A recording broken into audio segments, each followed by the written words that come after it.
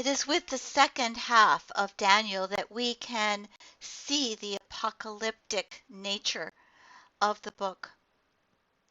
Chapter 7 begins with a dream by Daniel. Up to this point, he has been interpreting other people's dreams. But here, he has a dream of 4 great beasts: a lion with wings of an eagle, a bear with ribs between its teeth, a leopard with 4 wings and 4 heads, a beast with iron teeth and 10 horns. Among those 10 horns, a small horn springs up. It has eyes of a human being and speaks boastfully. The Ancient of Days appears, and the beast is destroyed. One like a son of man appears and is given everlasting rule. I watched till thrones were put in place, and the Ancient of Days was seated. His garment was white as snow, and the hair of his head was like pure wool. By the way, take a look at the beginning of the book of Revelation here. His throne was a fiery flame, its wheels a burning fire. A fiery stream issued and came forth from before him. 1,000 thousands ministered to him. 10,000 times 10,000 stood before him. The court was seated, and the books were opened. I watched then because of the sound of the pompous words which the horn was speaking.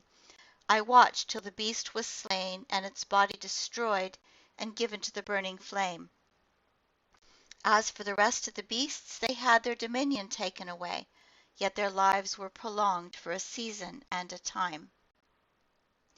I was watching in the night visions, and behold, one like a son of man, coming with clouds of heaven. He came to the Ancient of Days, and they brought him near before him. Then to him was given dominion and glory and a kingdom, that all peoples, nations, and languages should serve him. His dominion is an everlasting dominion, which shall not pass away, and his kingdom the one which shall not be destroyed. And then later in the chapter, then the kingdom and dominion and the greatness of the kingdoms under the whole heaven shall be given to the people, the saints of the Most High. His kingdom is an everlasting kingdom, and all dominions shall serve and obey him. Note the highly symbolic, puzzling language in this. There is reference to an Ancient of Days, but that Ancient of Days we can assume is God, but he is not named. There is the horn. The horn represents someone, but we are not clear whom. We are aware of all of these fantastic beasts, but not exactly to whom they refer. Its body is destroyed and given to the burning flame. What is clear is the fact that these beasts will be defeated, that all kingdoms come under the rule of God, and that God's coming kingdom is a reality, and that it will be an everlasting kingdom. So we have the themes of God's ultimate rule over everything. We will look at more of the figure of the Son of Man in a subsequent lecture. There are a few questions that have been raised.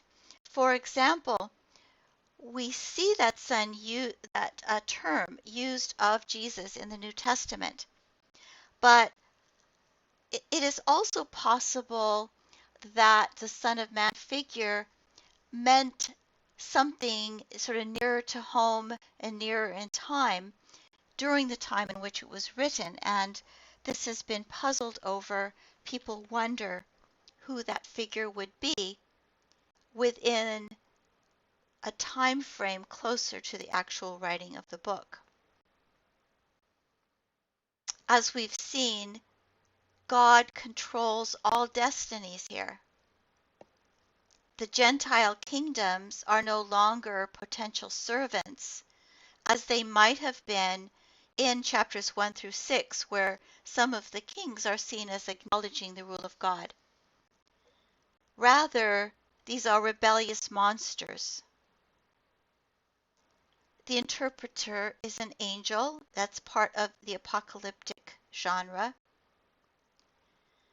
Gentile rule is overcome by the Ancient of Days, a cryptic reference to God.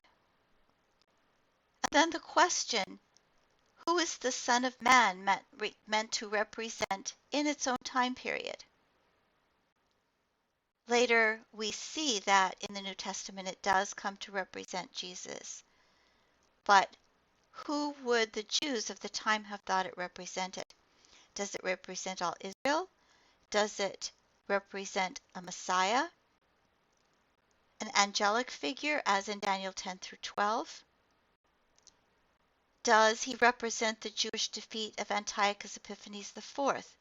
Is Antiochus Epiphanes IV the little horn here that is mentioned?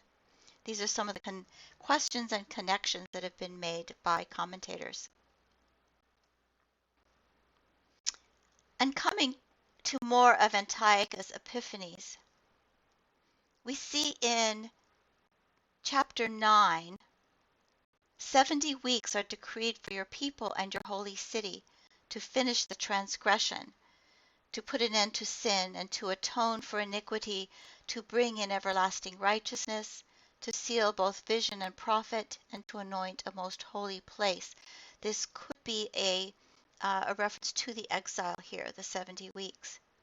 Know therefore and understand, from the time the word went out to restore and rebuild Jerusalem, this would have been in the times, say, of Ezra, Nehemiah, and some of the prophets, Haggai, for example, until the time of an anointed prince, there shall be 7 weeks, and for 62 weeks it shall be built again with streets and moat, but in a troubled time. After the 62 weeks, an anointed one shall be cut off and shall have nothing, and the troops of the prince who is to come shall destroy the city and the sanctuary. Who does that refer to? Its end shall come with a flood, and to the end there shall be war. Desolations are decreed. This is all very cryptic language, which is very typical of apocalyptic. He shall make a strong covenant with many for 1 week, and for half of the week he shall make sacrifice and offering cease. And in their place shall be an abomination that desolates, until the decreed end is poured out upon the desolator. Now, to put this in a possible historical context, Alexander the Great, who came from ancient Macedonia, north of what was then Greece, arose, became king, and conquered vast swaths of territory between 336 BCE and 326 BCE, and this included Egypt and Persia. However, Alexander died in 323 when he was only 32, and at that point he had not named successor. He did have a son, but his son Alexander IV was born after his death. There were years of fighting between various generals and others who had served Alexander, but eventually the empire that Alexander had formed was split between the Ptolemaic kingdom, Egypt, the Antigonid kingdom, Macedonia, and the Seleucid kingdom in Asia. Among all of this, part of the policy of Alexander and his successors was to spread Greek culture wherever they ruled. This is called Hellenization.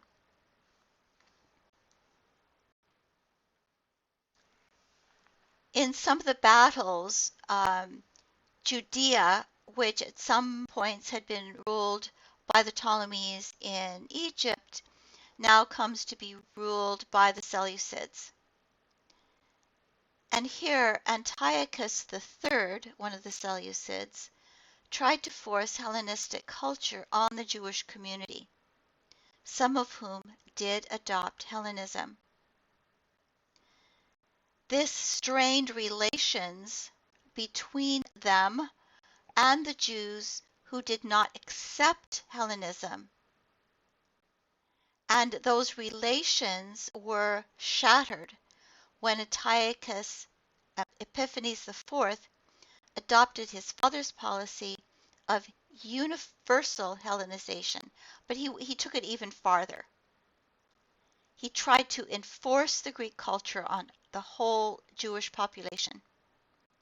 He appointed Jason of the Jewish Oniad family to be the high priest. Jason was not of the correct line of the high priesthood in Jewish thought.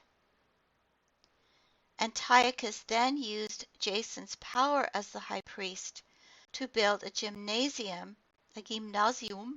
just outside the temple, strengthening Greek culture in the heart of the Jewish culture. And gymnasium just sounds sort of very, sort of benign to us because we think of it as just a place to do exercises and play games. But in the Greek world, it involved it involved being naked, and this was not acceptable to pious Jews.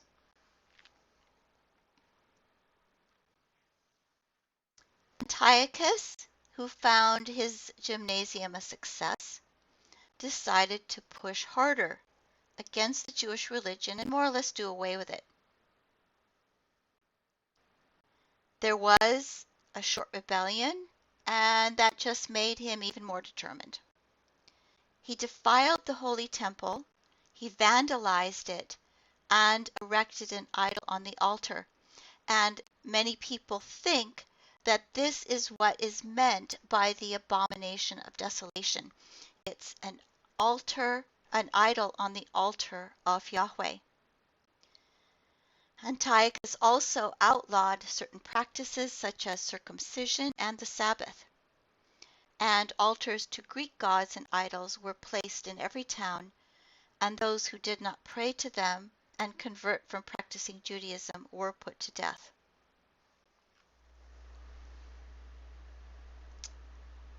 At some point after Antiochus had instituted these very harsh measures, a Jewish priest named Mattathias with his sons revolted by refusing to worship the Greek gods. And Mattathias' son Judas Maccabee then led an army of pious Jews and eventually defeated the Seleucid dynasty, at least locally. After their victory, the Maccabees then cleansed the temple and went back to traditional Israelite worship.